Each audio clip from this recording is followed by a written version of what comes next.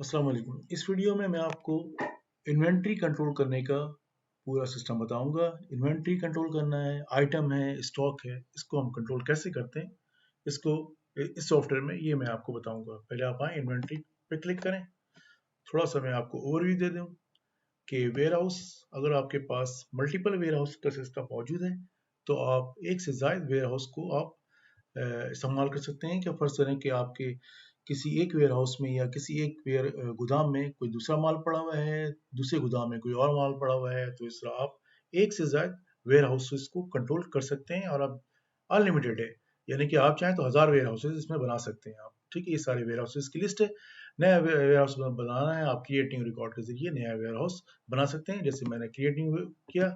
ठीक है, और इसको मैंने आपको साइट वेयर हाउस, एक नया वेयर हाउस खोल दिया और सेव पे क्लिक कर दिया। ये आप देखिए नया वेयर हाउस आ गया। उस पर एक बात आते हैं अपडेट कॉस्ट पे। ये होता है कि अगर आप फर्ज करें कि कोई भी बैक डेट में अगर कोई आप परचेज की एंट्री करते हैं या एडिटिंग करते हैं, तो आपकी कॉस्ट को अपडेट करने के लिए आप यहाँ पे कॉस्ट अपडेट का को भी यानी कि चला सकते हैं, ताकि आपकी कॉस्टिंग ठीक हो जाए। इसकी जरूरत बिल्कुल नहीं पड़ती है, लेकिन अगर कभी आपने बैक डेट में जाके कोई परचेज की एंट्री को एडिट किया या बैक डेट में जाके आपने परचेज की एंट्री की, उस सूरत में आप इसको चला सकते हैं, वरना इसकी जरूरत बिल्कुल नहीं होगी। वो ऑटोमेटिकली आपका स्टॉक बिल्कुल एक्यूरेट और जेन्युइन रखता है। फीफो सिस्टम से हमारा स्टॉक अपडेट होता है। ठीक है, अच्छा जी, हम आते हैं अब इन्वेंटरी यूनिट। जितने चाहते हैं आप यूनिट आप कंट्रोल कर सकते हैं। ठीक है, किसी भी एक आइटम को आप जितने यूनिट में चाहें सेल करना, परचेज करना, आप वो कर सकते हैं। ठीक है, कोई भी एक आइटम है, ऐसा भी हो सकता है कि आप एक आइटम को सिंगल पीस में भी बेचते हैं, उसको पैकेट की सूरत में भी बेच सकते हैं, कार्टन की सूरत में भी बेच सकते हैं, या सेल परचेज कर सकते हैं। तो यूनिट यहाँ पे, पैकिंग यूनिट यहाँ पे ओपन है, आप जिस तरह चाहें आप वो वहाँ अपने यूनिट बना सकते हैं और उसी के लिहाज से सेल्स या परचेज कर सकते हैं। अच्छा, ये जो इन्वेंट्री जनरल यूनिट है वो बैकग्राउंड में बता देता है कि आपको जो है कि कौन सा आइटम कब गया और उसको किस किस आइटम रेट पे दिया आपने। बैकग्राउंड में ऑटोमेटिकली अकाउंट्स की एंट्री ये कर रहा होता है, इसको आपको करने की जरूरत नहीं होती है, बल्कि ये खुद कर रहा होता है। एक अकाउंटेंट ही इसको समझ सकता है। ठीक है, अगर कोई आम बंदा इसको ना समझे तो कोई मसला नहीं है, लेकिन अगर आपको कभी किसी आइटम की को इन्वेस्टिगेट करना है तो फिर ये काम आ सकता है। अच्छा जी, इसके बाद आ गई इन्वेंट्री एडजस्टमेंट। कभी स्टॉक कोई आपका डैमेज हो जाए या कोई मसला हो जाए, तो स्टॉक को रीएडजस्ट करने के लिए हम इन्वेंट्री एडजस्टमेंट चलाते हैं। ठीक है, वैसे डैमेज का अलग से भी ऑप्शन मौजूद है हमारे पास है डैमेज का। ठीक है, वो तो बहरहाल वो एक अलग चैप्टर है। आप एक वेयर हाउस से दूसरे वेयर हाउस में भी किसी आइटम को आप ट्रांसफर कर सकते हैं, कि आपने किस वेयर हाउस से किस वेयर हाउस में आइटम को आपने शिफ्ट किया है।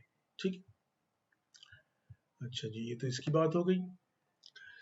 अब आते हैं हम मेन अपने इन्वेंट्री सेंटर में, जो मेन काम है हमारा। अब आ जाए इन्वेंट्री सेंटर में। यहाँ से आप एक नया आइटम भी क्रिएट कर सकते हैं। ठीक है, आपने क्रिएट न्यू आइटम किया, उसके बाद यहाँ पे बहरहाल आप सभी लगा दें, ये हम डिटेल से बाद में समझाएंगे।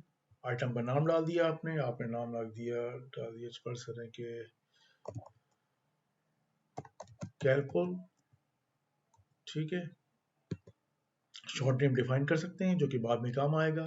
ये किसके अंडर डालना है, आप अपने स्टॉक की कैटेगरी बना सकते हैं, जैसे ग्रुप 1 और ग्रुप 2 हमने बनाया है। आप जिस तरह चाहें, कंपनी वाइज या सिरप या टैबलेट वाइज, जिस तरह चाहते हैं आप ग्रुप बना सकते हैं। ग्रुप डाल दिया। ये इनकम एंड अकाउंट बड़ा इंपॉर्टेंट चीज़ है, यानी कि ये एक जेन्युइन अकाउंटिंग का सॉफ्टवेयर है। आप उसमें चाहते हैं कि फर्ज करें कि सिरप जितने भी हैं उसकी इनकम अलग नज़र आए और टैबलेट्स की अलग नज़र आए, कॉस्टिंग और इनकम। यानी कि आप चाहते हैं, आप प्रॉफिट देखना चाहते हैं कि हम आपने सिरप में कितना कमाया है, टैबलेट्स में कितना कमाया है।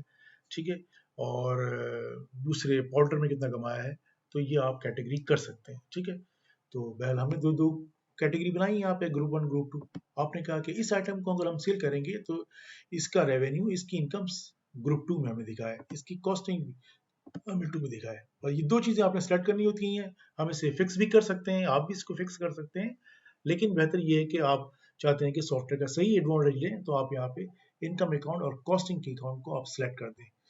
यहाँ जनरल रेट लिख दें आप यहाँ पे, फर्स्ट ने आपने लिख दिया कि इसका जनरल रेट 120 रुपीज़ है, ठीक है, तो ऑटोमेटिकली सेल में आएगा और सेल में भी जाकर के आप इस आइटम को रेट को चेंज कर सकते हैं। यहाँ बता देंगे बाय डिफॉल्ट क्या यूनिट है, पीसीस में बेचते हैं आप इसको, सेव एंड क्लोज कर दिया, ठीक है। तो आइटम को क्रिएट करना आसान है, सिर्फ आपने नाम लिखना है और ग्रुप डिफाइन करना है कौन से ग्रुप से ताल्लुक है, ठीक है। ये हम बाय डिफॉल्ट भी सेट कर सकते हैं।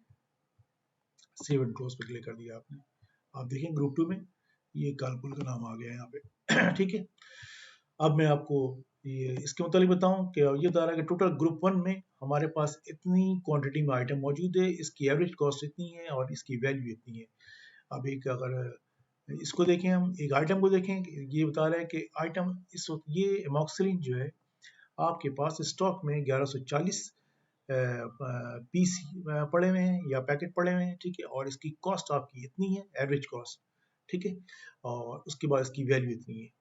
तो ये कंप्लीट बता रहा है आपको। अब किसी आइटम का की हिस्ट्री देखनी है कि आपने इसको कब सेल किया, कब परचेज किया, क्या क्या किया, ठीक है, पूरी आइटम की हिस्ट्री कॉस्टिंग समेत दिखा देगा। आप उस आइटम पे आकर एंटर करें या डबल क्लिक करें, ये आपको पूरा बता रहा है, पूरी हिस्ट्री बता रहा है कि ये आइटम आपने कब कब सेल और परचेज किया, ठीक है, और आपने किस किस से सेल परचेज किया, किस रेट पे किया, कितनी अमाउंट थी, कितनी क्वांटिटी थी, ये सारी चीजें पूरी हिस्ट्री दिखा रहा है और इस वक्त इसकी वैल्यू कितनी है, ठीक है ना। ये नहायत ही इंपॉर्टेंट चीज है किसी आइटम को इन्वेस्टिगेट करने का, किसी आइटम की हिस्ट्री देखने का।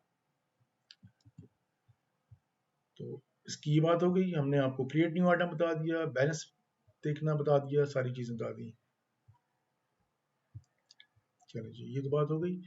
अब देखते हैं हम इन्वेंट्री की रिपोर्ट्स की तरफ आते हैं। आप आ जाए रिपोर्ट सेंटर में,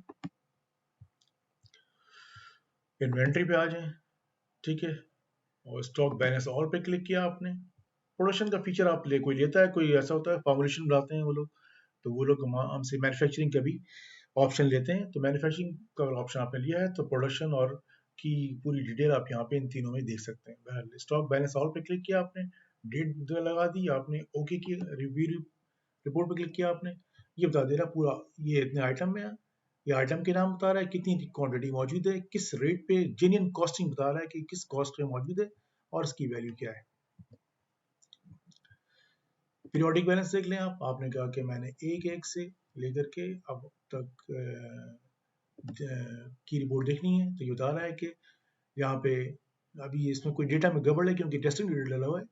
आपको एक एक आइटम की रिपोर्ट वेयर हाउस बता देगा कि इस वेयर हाउस में ये आइटम मौजूद है, इतने आइटम मौजूद हैं, इसकी ओपनिंग इतनी थी और इसको हमने परचेज इतना किया है और सेल इतना किया और क्लोजिंग बैलेंस इतना है। तो डेट रेंज के लिहाज बता देगा। पर्सन आप देखना चाहते हैं कि जनवरी में कुल कितनी सेल परचेज हुई है और उसका ओपनिंग बैलेंस क्या था, तो आप जनवरी की रेंज लगा देंगे यहाँ पे। अच्छा जी, ये बात हो गई। ये किसी और लिहाज से रिपोर्ट एक है, ये भी रिपोर्ट डेटा में कुछ गड़बड़ इस वजह से नजर नहीं आ रही।